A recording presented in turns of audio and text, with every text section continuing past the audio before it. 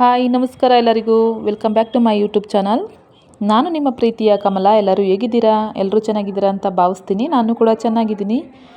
ಎಲ್ರಿಗೂ ತಮ್ಮನೇಲಿ ನೋಡಿದ್ರೇ ಗೊತ್ತಾಗಿರುತ್ತೆ. ಹೌದು, ಕುಸುಮ ತುಂಬ 2 ತಿಂಗಳಿಂದ ಒಂದು ಹಠ ಮಾಡ್ತಾಯಿದ್ಲು. ನನಗೆ ಕೂದಲು ಕಟ್ ಮಾಡಿಕೊಡಿ ಮಮ್ಮಿ, ಇಷ್ಟೊಂದು ಉದ್ದ ಇದ್ದರೆ ಇಷ್ಟ ಆಗಲ್ಲ ಅಂತೆಲ್ಲ ಹೇಳ್ತಾಯಿದ್ಲು. ಬೇಡ ಇರಲಿ ಬಿಡು ಅಂತ ಒಂದು ಸ್ವಲ್ಪ ಯು ಶೇಪ್ ಥರ ಮಾಡಿದ್ದೆ. ಆದರೆ ಅವಳು ಬೇಡ, ನನಗೆ ಲೇಯರ್ದು ಶಾರ್ಟ್ಸ್ ಥರ ಸ್ಟೆಪ್ ಕಟಿಂಗ್ ಥರ ಕಟ್ ಮಾಡಿಕೊಡಿ ಅಂತ ಹೇಳ್ತಾಯಿದ್ಲು. ಅವಳಿಗೆ ಪಾರ್ಲರಲ್ಲಿ ಕಟಿಂಗ್ ಮಾಡಿಸ್ಕೊಳ್ಳೋದಕ್ಕೆ ಇಷ್ಟ ಆಗಲ್ಲ, ನೀವೇ ಮಾಡಿಕೊಡಿ ಮಮ್ಮಿ ಅಂತ ಹೇಳ್ತಾಳೆ. ಯಾಕಂದರೆ ನಾವು ಯಾವ ರೀತಿ ಬೇಕೋ ಆ ರೀತಿ ಮಾಡ್ಕೊಡ್ತೀನಲ್ಲ, ಅದಕ್ಕೆ ಅವಳಿಗೆ ನೀವೇ ಮಾಡಿಕೊಡಿ ಮಮ್ಮಿ, ನನಗೆ ಅಲ್ಲೆಲ್ಲ ಹೋಗಲ್ಲ, ಇಷ್ಟ ಆಗಲ್ಲ ಅಂತ ಹೇಳ್ತಾಳೆ. ಸರಿ ಆಯಿತು ಬಾ ಅಂತ ನಾನು ಕೂಡ, ಏನೋ ಮಕ್ಕಳು ಇಷ್ಟಪಡ್ತಾರೆ ಬಿಡು. ಅವಳು ಅದೊಂದು ಹೇರ್ ಕಟಿಂಗ್ ಮಾತ್ರ ತುಂಬ ದಿನದಿಂದ ಕೇಳ್ತಾಯಿದ್ಲು. ಯಾಕೆ ಸುಮ್ಮನೆ ಇದು ಮಾಡೋದು, ಆಯಿತು ಬಿಡು ಅಂತಂದ್ಬಿಟ್ಟು ನಾನೇ ಕಟ್ ಮಾಡಿಕೊಡ್ತಾಯಿದ್ದೀನಿ. ನನಗೂ ಅಷ್ಟಾಗಿ ಬರಲ್ಲ, ಏನೋ ಯೂಟ್ಯೂಬಲ್ಲಿ ನೋಡಿಕೊಂಡು ಸುಮಾರಾಗಿ ಕಟ್ ಮಾಡಿಕೊಟ್ಟಿದ್ದೀನಿ. ನನಗೂ ಕೂದಲು ಕಟ್ ಮಾಡಿಕೊಡೋದಕ್ಕೆ ಇಷ್ಟ ಆಗ್ತಿರಲಿಲ್ಲ.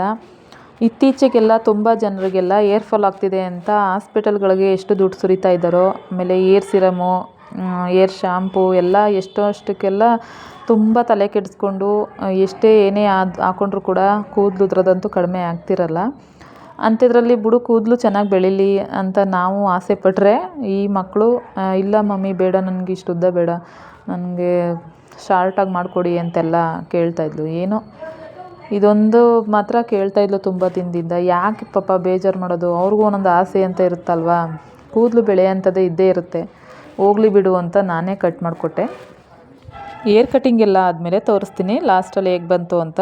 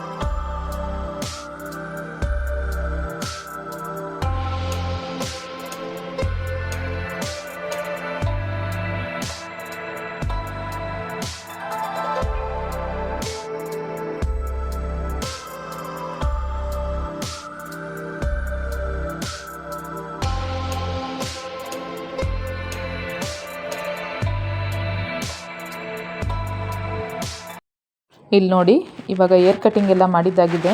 ಹೇಗೆ ಬಂದಿದೆ ಅಂತ ಕಮೆಂಟಲ್ಲಿ ತಿಳಿಸಿ. ನೋಡಿ, ಇದು ಯು ಶೇಪ್ ಮಾಡಿದ್ಮೇಲೆ ಇದ್ದಿದ್ದು ಕೂದಲು ಇದು. ಇವಾಗ ಹೇಗಿದೆ ಅಂತ ನೀವೇ ಹೇಳಬೇಕು. ಇವತ್ತಿನ ದಿನ ಇದಾಗಿತ್ತು ಫ್ರೆಂಡ್ಸ್. ಇಷ್ಟ ಆಗಿದರೆ ಲೈಕ್ ಮಾಡಿ, ಶೇರ್ ಮಾಡಿ, ಕಮೆಂಟ್ ಮಾಡಿ. ಇನ್ನೂ ಯಾರು ಸಬ್ಸ್ಕ್ರೈಬ್ ಮಾಡಿಕೊಂಡು ನೋಡಿಲ್ಲ ಅವರು ಪ್ಲೀಸ್ ಸಬ್ಸ್ಕ್ರೈಬ್ ಮಾಡಿಕೊಂಡು ನೋಡಿ. ಸಿಗ್ತೀನಿ ನೆಕ್ಸ್ಟ್ ವ್ಲಾಗಲ್ಲಿ. ಅಲ್ಲಿವರೆಗೂ ಟೇಕ್ ಕೇರ್, ಬಾಯ್.